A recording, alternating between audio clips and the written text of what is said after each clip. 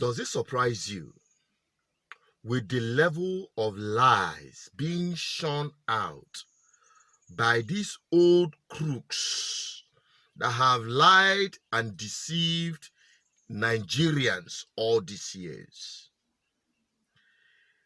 Today, there is a video of how it shocked Obasanjo respect to the news about Buhari being dead.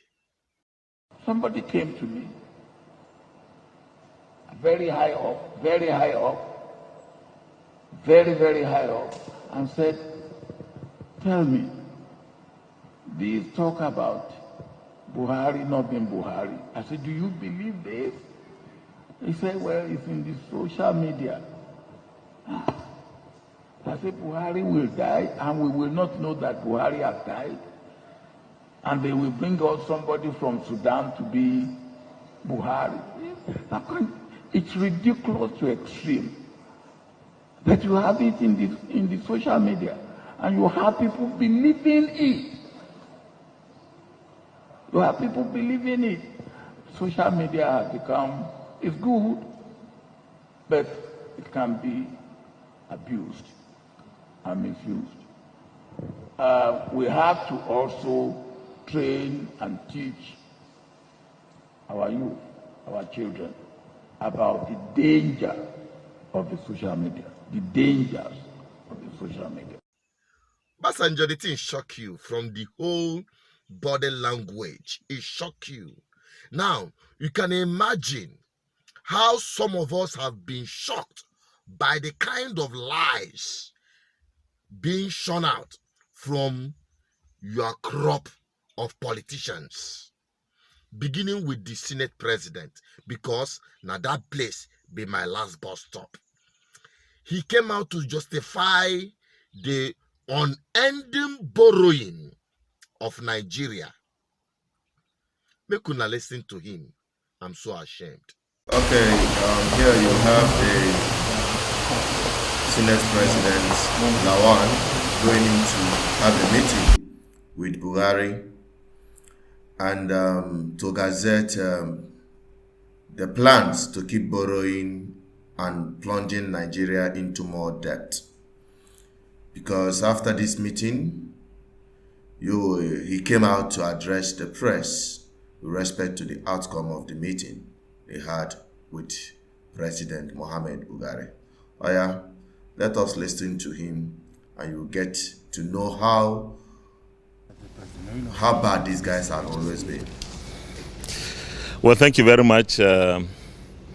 This is one of the regular visits. I come here, or I come with sometimes come with my colleague and friend and brother, the Speaker of the House of Representatives. Today I'm alone. The loan request particularly is to fund the 2021 Appropriation Act. And of course, this is not a new request. It's something that we had passed in the MTF, and it's something that when we passed the budget 2021, we also passed that. So it's only to give the necessary legislative approval for the government, for the administration to go further and collect the funds. What I want to assure Nigerians here is that we are not going to be frivolously supporting or approving loans for the executive arm of government. Whenever we have to approve any loan, we have to insist on the details of what projects will be funded for those by those loans. We have to look at the conditions that are attached to the loans.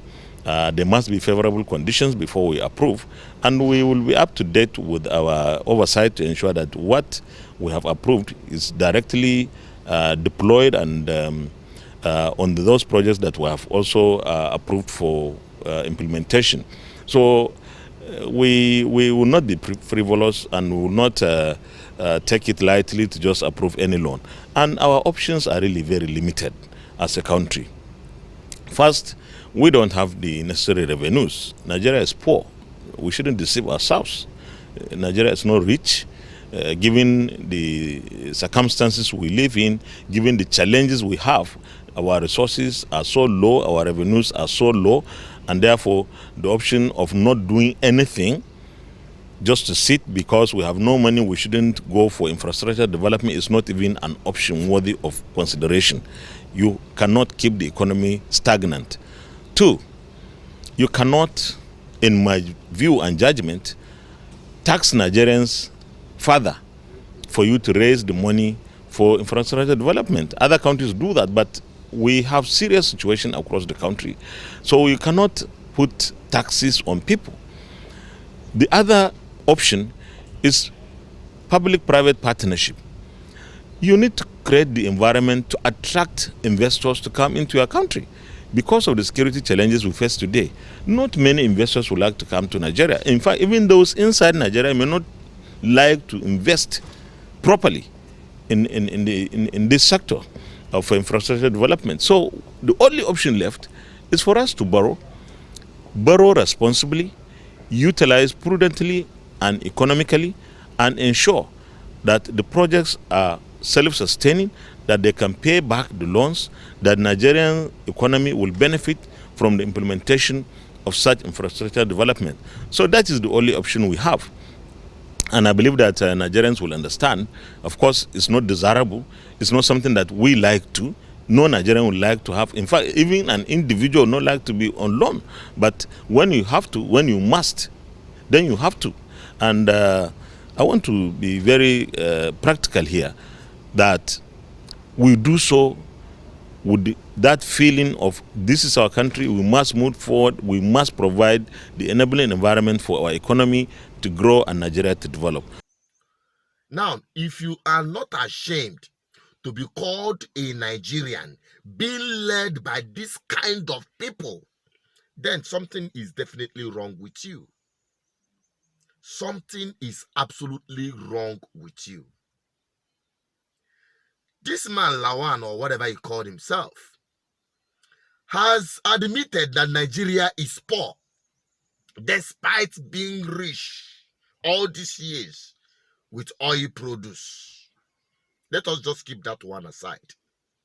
This man, particularly this Senate president, saying that Nigeria is poor and the only way to continue any form of governmental infrastructural development that is happening only on the news media and in their head is to keep borrowing.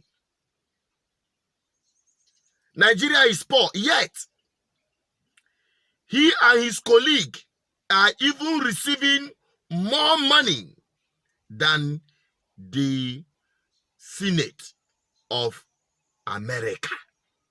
America, which is considered to be the strongest economy, if not China. Now, just imagine yourself. You claim to be poor. You go abroad to borrow from a country. You are receiving more protocols, more allowance, more salary than their president, than their senators, than their politicians. You see, they only borrow this money because they don't have any intention of paying it. This money goes back into their pocket through the back door, either through contract that has never been executed or never completed, or going back to their pocket through kick back and kick front before contracts are given. It goes back into paying themselves salaries and allowances, and some of them their gratuities and pension as politicians.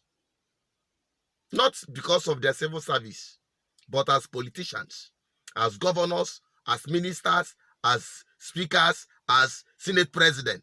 They keep collecting and milking and milking. This same man that is talking this rubbish,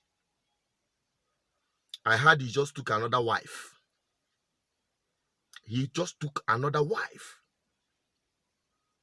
Nigerians, if you have any little hope on this contraption, then I want to tell you, your hope is hopeless. Your hope is hopeless. And that is just a tip of the iceberg. Now, the ogabata of them all is the consolidation of this slavish contraption called Nigeria by the Fulani Caliphate. Now we go talk about this evening. We go talk about it this evening. Just tune in on our live broadcast on People's Parliament. Then you understand further that, or else you all rise up. You see, these politicians, they will drive you to your early graves as they have always been doing. All right, I'm signing out. Stay safe, stay connected, and don't miss that live program. Join me from 6, 7, and 8 p.m. tonight to air your video opinion. Don't forget, they are watching this platform. If you know what you want to tell them, bring it on. We are going to keep exposing the mind of Nigerians to understand that they are victims of Nigerian state.